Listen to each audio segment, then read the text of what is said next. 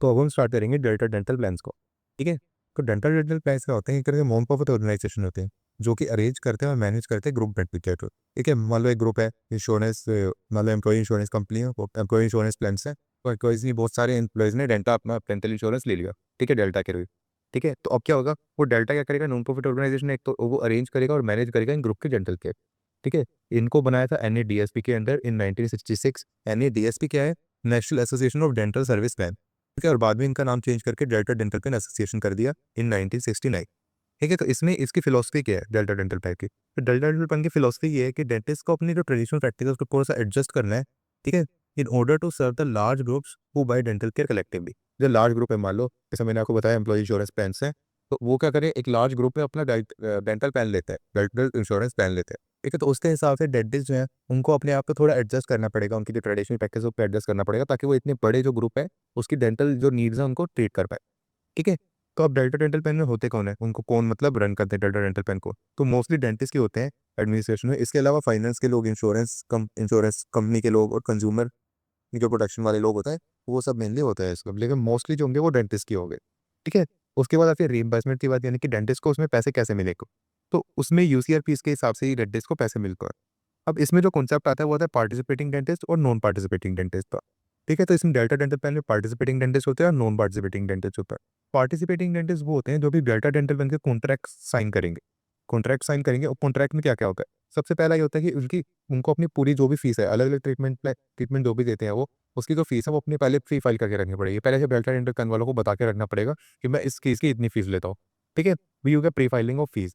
उसके बाद क्या होता है, except 90% of payment. 90% of payment मैं आपको बाद में बताऊंगा क्या होगा, लेकिन वो अपनी जो फीस है उसका 90% ही लेंगे, ये उनको मानना पड़ेगा।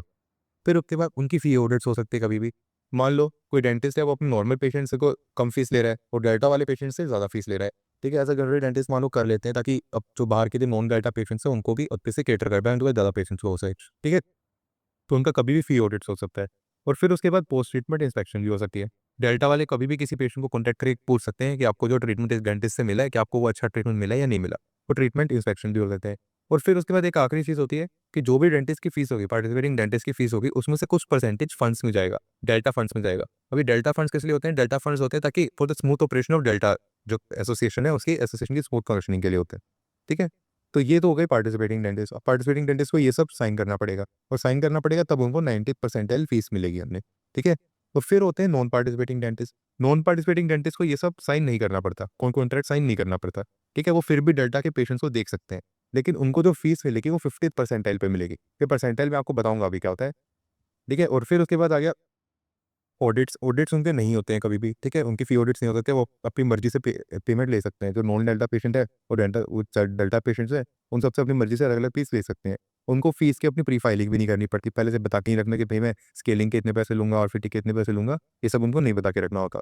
ठीक है, और फिर उसमें पेशेंट मान लो अगर किसी डेंटिस्ट की फीस ज़्यादा है, वो नॉन पार्टिसिपेटिंग डेंटिस्ट है और डेंटिस्ट की फीस ज़्यादा है, तो जो बीच की फीस होगी ना, जो डिफरेंस होगा, मान लो 100 रुपये ले रहा है वो क्लीनिंग के। ठीक है, लेकिन 50% के हिसाब से डेल्टा उसको 40 रुपये दे सकता है। तो जो बीच के 60 रुपये होंगे वो पेशेंट खुद अपनी जेब में से देने पड़ेंगे। ठीक है, तो ये हो गया नॉन पार्टिसिपेटिंग डेंटिस्ट। अब इसके बाद हम बात करेंगे 90% क्या होता है।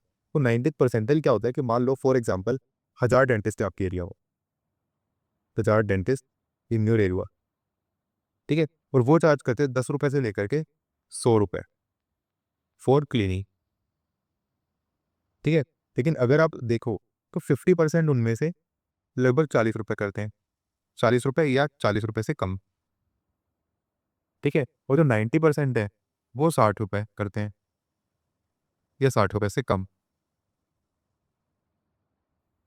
ठीक है, मान लो 1000 डेंटिस्ट है आपके एरिया में जो कि चार्ज करते हैं 10 रुपये से लेकर के 100 रुपये के बीच पर। ठीक है, उसमें से जो 50% डेंटिस्ट हैं वो सिर्फ 40 रुपये या 40 रुपये से कम ही चार्ज करते हैं, और जो 90% डेंटिस्ट हैं वो 60 रुपये या 60 रुपये से कम चार्ज करते हैं। ठीक है, तो 90% क्या आ गया इस केस में, 60 रुपीज़, और 50% क्या हो गया, 40 रुपये।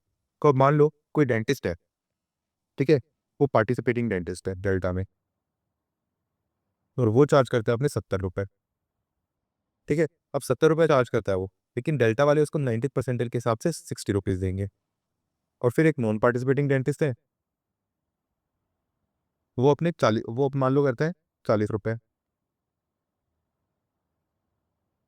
मान लो मतलब वो भी 70 रुपये ही करता है चार्ज।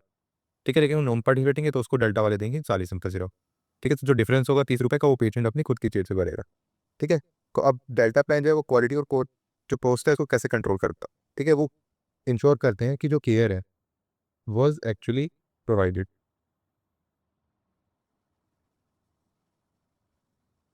ठीक है, और जो केयर है वो बेसिक स्टैंडर्ड को मीट करती है, और इसके अलावा प्रोग्राम जो है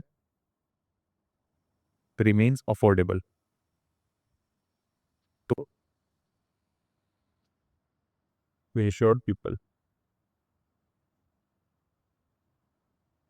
तो ये था डेल्टा डेंटल प्लान के बारे में।